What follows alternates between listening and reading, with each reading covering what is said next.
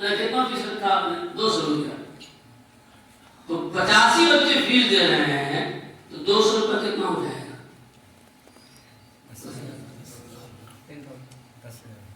10,000 ہو گیا نا۔ اب آپ نے استاد کو 1 گھنٹے کا 2,000 روپیہ دے رہے ہیں الگ سے، 2 استاد آپ نے رکھ لیے تو کتنے دیا آپ نے تنخواہ اس کو؟ 2,500 آپ نے رکھ لیا تو کتنا دیا آپ نے تنخواہ اس کو؟ 5,000۔ بچے 100 ہیں، استاد 2 ہیں، فیس آدھے بچوں کی آئی، پھر بھی پیسہ بچا آپ کے پاس 5,000۔ اس 5,000 میں سے اگر ہر مہینے کی فیس میں سے کاٹ کر کے پنکھا لگا لیں، اے سی لگا لیں، قالین بچھا لیں، خوب بڑھیا مکتب کر لیں کہ مالدار بھی جو ہے اس کے منہ میں پانی آ جائے، بچوں کو بھیجیں آپ ٹیوشن پڑھانے کے بجائے، بھیجیں گے نہیں بھیجیں گے؟ وہ 500 دے گا آپ کے پاس، اس لیے کہ وہ 1,000 دے کر بھی وہ کوالٹی اپنے آپ حاصل نہیں کر رہا ہے۔ دوسری چیز، اسی پیسے سے بچوں کے اوپر خرچ کرنے جو ٹانگ کے بچے لائے جا رہے ہیں، جیسے ہم نے چاکلیٹ دے دیا، اگر آپ رکھ لیں ایک ڈبہ منگوا کر کے، روزانہ ٹانگ کے بچے جو لائے جا رہے ہیں ان کو اگر روزانہ آپ دینا شروع کریں گے تو پھر بھاگ کے خود آئے گا، ٹانگ کے نہیں لائے گئے، ہوگا نہیں ہوگا۔ اسی پیسے سے آپ ان بچوں کو انعام بھی دے سکتے ہیں، روزانہ بھی دے سکتے ہیں، مہینے بھی دے سکتے ہیں، تو آپ کو اس کو منظم کرنا ہوگا، تب ہوگا یہ کام۔ اس کے لیے آپ کو محنت کرنی ہوگی، تب آپ کے پاس 100% بچے بنیادی علم سیکھنے کے لیے آ سکتے ہیں۔ اگلی بات مجھے جو کرنی ہے وہ دوسری چیز ہے کہ ہمارے سامنے یہ نظام بھی میں آپ کے سامنے پیش کر رہا ہوں، رابطے مدارس کے صدر حضرت محترم صاحب مفتی ابوالقاسم نعمانی صاحب دارالعلوم دیوبند کے محترم، اور دینی تعلیمی بورڈ کے بھی صدر حضرت محترم صاحب وہی ہیں۔ تو ان حضرات نے مل کر کے ایک نظام طے کیا ہے۔ وہ نظام یہ ہے، چونکہ مدرسے کے سارے حضرات یہاں تشریف فرما ہے، آپ کے سامنے یہ بات ذکر کرنا ضروری ہے کہ ہمارے اکابر جمعیت کے لوگ عصری آزادی کے بعد سے مدرسوں کے اوپر یہ کہا جا رہا تھا کہ مدرسہ 10% اپنا بجٹ مکتب پر خرچ کرے، اپنے علاقے میں مکتب قائم کرے، لیکن اس پہ کام نہیں ہو سکا۔ تو ابھی حال ہی میں پچھلے 2 سال پہلے میٹنگ میں بات آئی کہ ہر مدرسہ 10% خرچ نہیں کر سکتا ہے، تو کم از کم یہ کام کر لے کہ مدرسہ ایک آدمی متعین کرے، ایک نگراں، ایک معاون رکھ لے۔ وہ معاون کیا کام کرے گا؟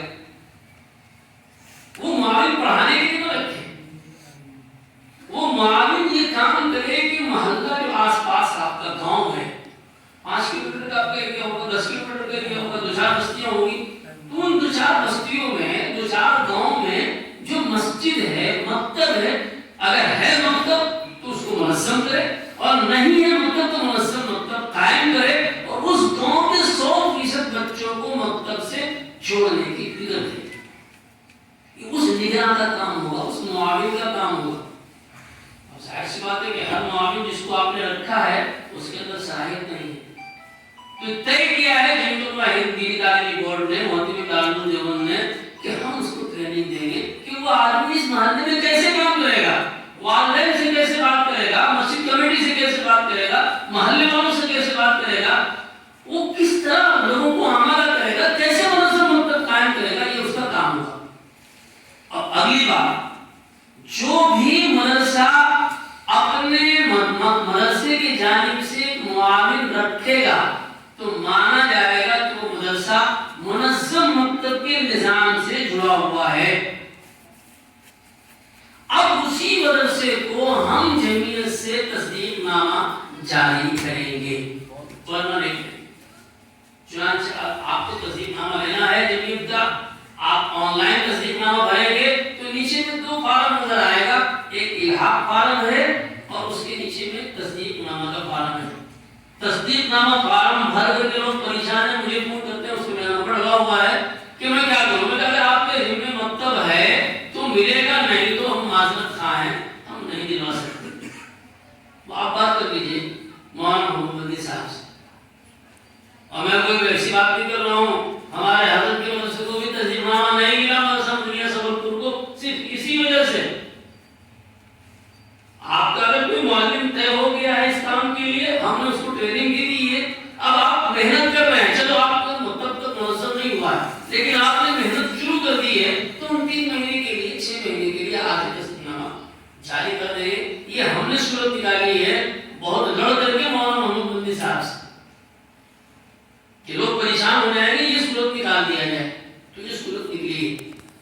آپ کو ایک معاون اس کے لیے رکھنا ہر حال میں ضروری ہوگا۔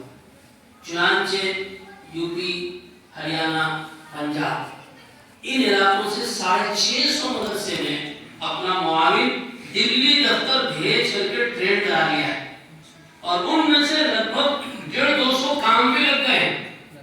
ایسے راجستھان، مدھیہ پردیش سے 200 لوگوں نے ٹریننگ حاصل کی، 213 لوگوں نے، اور وہ بھی اپنے کام پر لگ گئے ہیں۔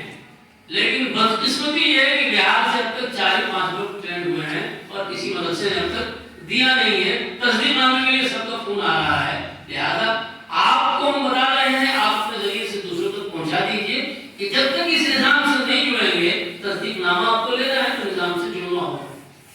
صرف اسی لیے سختی کی گئی ہے تاکہ جو حالات سامنے آئے ہیں ملک کے اور اطلاع کے دہانے پر پوری قوم پڑی ہوئی ہے، ہمیں اس کو بچانے کے لیے یہ محنت ہمیں اور آپ کو کرنا ہوگا۔ تو یہ ہمارے سامنے تھا کہ منظم مکتب کے نظام سے ہم کیسے جڑیں۔ دوسری چیز منظم مکتب کیا ہے وہ آپ نے دیکھ لیا۔ منظم مکتب کی ضرورت کیوں ہے؟ اس لیے کہ ہمیں 100% بچوں کو بنیادی علم دین سے جوڑنا ہے، اور یہی علم دین فرض ہے۔ لہذا ہر مدرسے کی پہلی ذمہ داری ہے کہ پہلے محنت کرے فرض علم دین پر، پھر محنت کرے فرض کفایہ پر۔ لیکن ہم لوگ فرض کفایہ پر پوری اپنی کوشش کو جھونک دیتے ہیں، فرض عین پر محنت نہیں کرتے ہیں۔ ہم آپ سے درخواست کریں گے کہ فرض عین پر اول محنت کیجیے۔ اگر آپ نے محنت کی اپنے علاقے میں اور 4 جگہوں پر منظم مکتب قائم کیا، اور 4 مکتبوں میں 400 بچے اگر پڑھ رہے ہیں یا 200 بچے پڑھ رہے ہیں، آپ کے مدرسے میں 50 بچے ہاسٹل میں ہیں حفظ اور ناظرہ کے عالم کورس کے، تو آپ کے کھاتے میں لکھا جائے گا کہ ان کے مدرسے میں 250 بچے ہیں، 200 مکتب کے ہیں، جس کے لیے جگہ کی ضرورت نہیں آپ کے پاس، نہ کھانا دینے کی ضرورت ہے، لیکن وہ 200 آپ کی نگرانی میں ہیں، آپ کے بچے ہیں، اور 50 آپ کے مدرسے کے ہاسٹل کے بچے ہیں، 250 بچے ہیں۔ اب ان 200 میں سے یقیناً اگلے سال جو ناظم مکمل کر لیں گے 10 بچے سے پورا مدرسہ پڑھ رہے ہیں، تو بچوں کا چندہ نہیں کرنا پڑے گا۔ آپ مارے پھرتے ہیں مدرسے میں بچے نہیں آ رہے ہیں، آپ وہاں محنت کیجئے، 200 پہ محنت کیجئے گا 10 آئیں گے، 400 محنت کیجئے گا 50 آئیں گے۔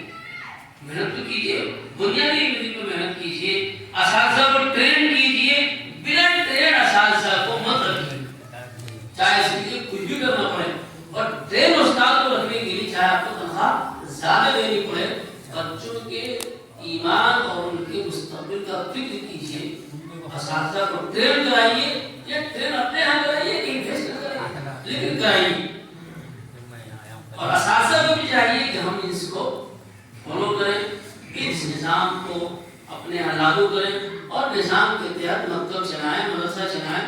لیکن صرف مکتب کے بچوں کے بارے میں پیش کیا وقت کم ہے، مدرسوں کے لیے بھی یہ چیزیں بہت ضروری ہیں۔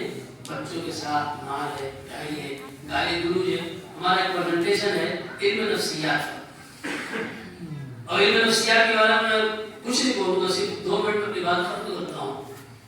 نفسیات ہر ایک کے اندر ٹوٹ ٹوٹ کر بنی ہوتی ہے، ہر ایک کا مزاج الگ ہوتا ہے۔ بچوں کی نفسیات کو سمجھنا ایک معلم کے لیے ضروری ہے۔ دیکھیے 4 چیزیں ہوتی ہیں: احساس برتری، احساس کمتری، احساس کوتری، احساس برابری۔ بچوں کے ساتھ احساس برابری پیدا کرانا پڑے گا۔ آپ نے دیکھا ہوگا کہ ہر اسکول میں 8-10 کلاس تک یونیفارم لازم ہے۔ کیوں لازم ہے؟ بچپن کا ذہن جو ہے برابری چاہتا ہے، بھید بھاؤ نہیں چاہتا۔ ہمیں اللہ نے نماز میں برابری سکھلائی ہے، ایک ہی سب میں کھڑے ہو گئے محمود و آیات، نہ کوئی بندہ رہا نہ کوئی بندہ نماز، سب برابر ہے۔ تو بچوں کے ذہن میں برابری چاہیے، توجہ سب کے ساتھ ہونی چاہیے برابر۔ آپ ایک بچے سے پوچھا ایک مرتبہ، دوسرے سے پوچھیے، نقل کو کہے گا آپ صاحب مجھے مانتے نہیں ہیں، مجھ سے دشمنی رکھتے ہیں، امتحان میں اگر خدا نہ خاصا وہ فیل کر گیا تو کہ وہ جان بوجھ کے ان کو فیل کیے انہوں نے۔ تو احساس برابری پیدا کرنے کے لیے یونیفارم کا ہونا ضروری ہے۔ ایک جگہ بیٹھا ہے بچہ تو سب کو برابر بیٹھائیے، اچھی جگہ پر بیٹھائیے، یہ نہیں کہ مالدار کا بچہ اپنے برابر بیٹھا لیا اور غریب کا بچہ وہاں بیٹھا دیا وضو خانے پر، ایسا نہیں ہونا چاہیے۔ تو نفسیات کا علم ہونا اساتذہ کو چیزیں کرنی پڑتی ہیں، یونیفارم، توجہ اور جسٹس یعنی انصاف. 3 چیزیں بچوں کے ساتھ کرنا ہوگا. انصاف ہو، توجہ برابر ہو اور یونیفارم ہو تو بچہ احساس برابری کا شکار ہوگا. ورنہ احساس کمتری میں یا احساس برتری میں یا احساس خوف میں مبتلا ہوگا.